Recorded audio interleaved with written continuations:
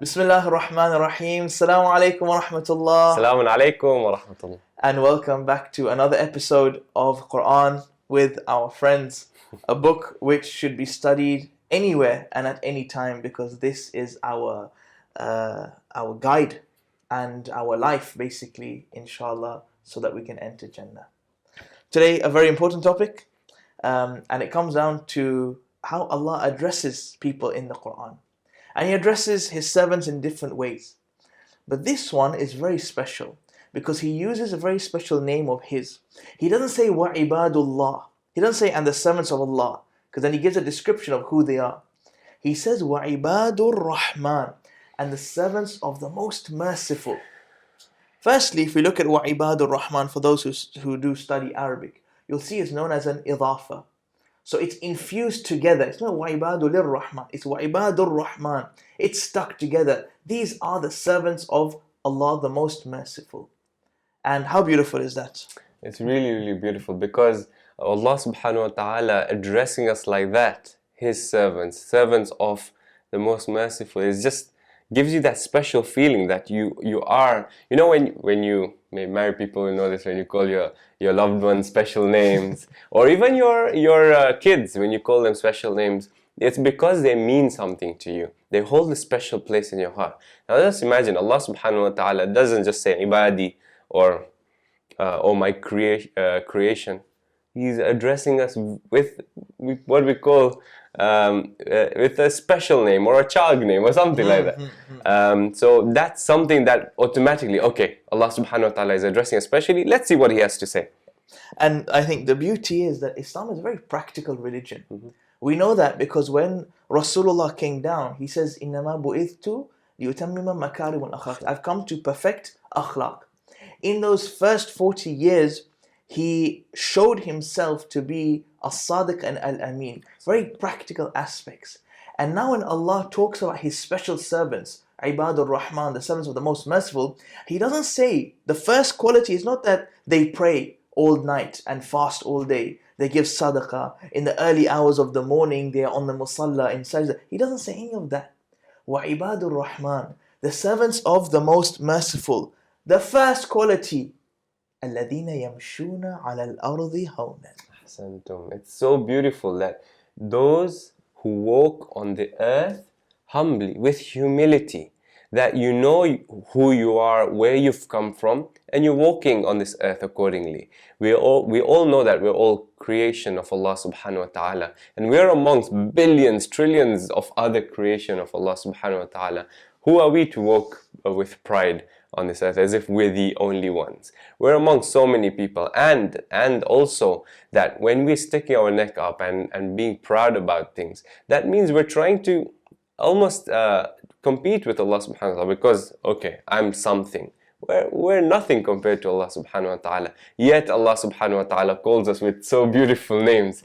So let's try and remember this and think about this, that when we're walking, yes, confidence is something, but this is different. Confidence, yes, you have to have that confidence in the fact that you can do things and achieve things in life. But then that doesn't mean that you're proud when you're looking down at other people. Ahsan, yeah. It doesn't mean that you walk down the road half in ruku. No, that's not what it means by saying you walk with humility. Like Imran said, there's times for confidence. There's times to show, to pull out your chest. On the battlefield, Amir al-Mu'mineen went out there, brave, courageous. أَنَا الَّذِي سَمَّتْنِي أُمِّي حَيْدَرًا. He went out when he needed to, with that courage, with that harshness. But here in our everyday life, we are nothing compared to Allah. And we have to be humble, just not towards Him, but towards His creation as well. Now the second part of the verse is very interesting. وَعِبَادُ الرَّحْمَنِ الَّذِينَ يَمْشُونَ عَلَى الْأَرْضِ هَوْنًا وَإِذَا خَاطَبَهُمُ الْجَاهِلُونَ قَالُوا سَلَامًا. So when the ignorant address them, they just say peace. Now Imran, before I say what I think about this verse, what do you take from that? So there are a couple of things here. When the ignorant, firstly, knowing and identifying that when someone's trying to engage you, or someone talks down towards you, or someone just says rubbish towards you, you need to understand that, look, they're coming from a different place. Everyone has different ways of coming, different backgrounds, or have different circumstances in life. So don't look down at them, because you're already humble, you're already down, right? So you then you understand that, okay, look, they may not know what I know. They may not have that same relationship with Allah subhanahu wa ta'ala. Hence, they may be ignorant in that sense. So don't retaliate, don't engage against them in that sense. Just say salam. Just be peaceful and walk along your way. Because if you just retaliate, and it's an endless cycle, because you're not going to convert them, you're not going to be able to preach them, because they've already made up their mind in that sense, right? It's a longer journey. So just make sure that you just say salam and go down your way. And sometimes they may not mean it. For example, we know with Musa alayhi salam, when the whole story happened, that they woke up in the morning one day, and the Bani Israel saw that one person from a tribe had been murdered. And each tribe was now blaming each other. You killed him, no, you killed him. So they went to Musa alayhi salam.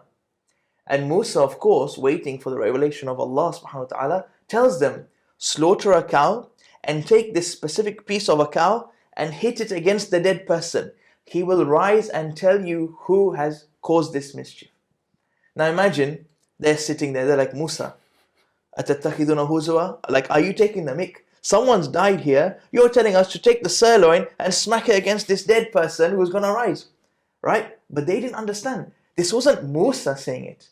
And Musa, we know, ghadab. Musa wasn't a cool prophet. He was a very jalali prophet. And he calls out, he says, A'udhu billahi an akuna min al-jahilin. Allah, save me from this ignorance. He had to swallow his anger there, because they were coming to him saying that, what should we do? But they weren't understanding this was from Allah. So he had to keep calm. Secondly, the point I take away from this is some people try and get under your skin on purpose. And they might say something, they may diss you, they may roast you. And at that point, you can come back with so many disses. You have A, B, C, D, or all of the above. And at that point, to hold your tongue and say, no, I'm not going to say anything. Qalu salama. Why? Because I want to be known as Ibadur Rahman. And the only way that I can receive this special mercy and be known and be labeled by Allah with His beautiful name, as Imran said, I've been given that title, is by walking with humbleness and humility. And when people like this address me, I don't pay attention to them. As much as it might bite me, I turn away. Salam. Ahsantum. So beautiful. So Imran, what can we take from this verse in terms of a tajweed and a makhraj aspect? Before that, can you recite for us, please? I think we can both recite this verse. وَعِبَادُ الرَّحْمَنِ. Just those words send shivers down my spine. So Imran, can you just finish the verse? Because these are very special verses for both of us. And Imran recites this beautifully.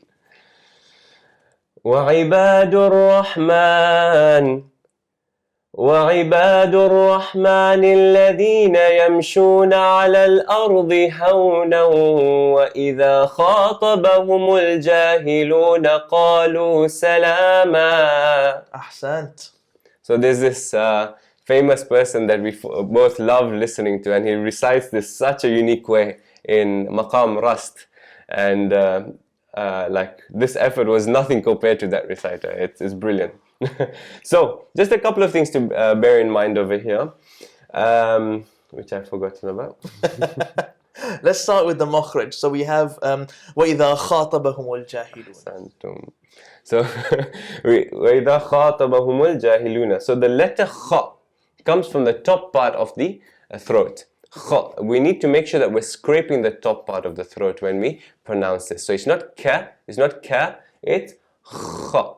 Kha. So making sure that we're scraping. And for the kids, a good way of understanding how to pronounce this is, you see the letter kha has a dot on his head? So just take this as a boy or a girl that has a cough.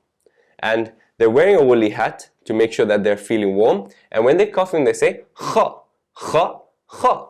So that's where we come from. Khatabahum. Okay? And also kha is an elevated letter. So it won't be kha, it will be kha. Elevate that letter. I think the second thing we should talk about is how to elongate some of these Oh, vowels. yes. So the short vowels and the long vowels, we need to make sure that we are not elongating the short vowels, but making sure that the long vowels are recited properly. So for what is a long vowel? We have here in jahilun. You see there's a ja there and then there's a fatha. After the fatha there's a small alif. That's denoting that you stretch the fatha into 2 counts. That's a long vowel. And similarly, we have a lam followed by we have a lam with a dhamma followed by a waw. That's telling you that you need to elongate the dhamma by 2 counts. So it would be jahiluna.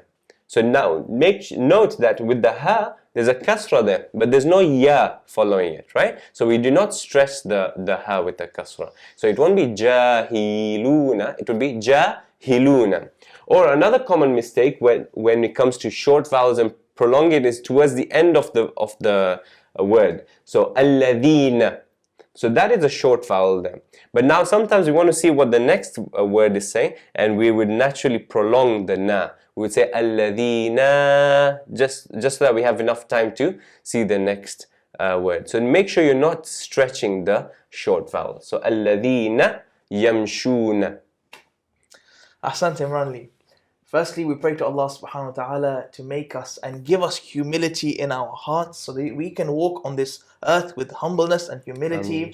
And secondly, that we are all counted as Ibadur Rahman, the servants of the most merciful. Barakallahu li wa lakum. Wassalamu alaikum wa rahmatullahi wa barakatuh. وتلك الأمثال نضربها للناس لعلهم يتفكرون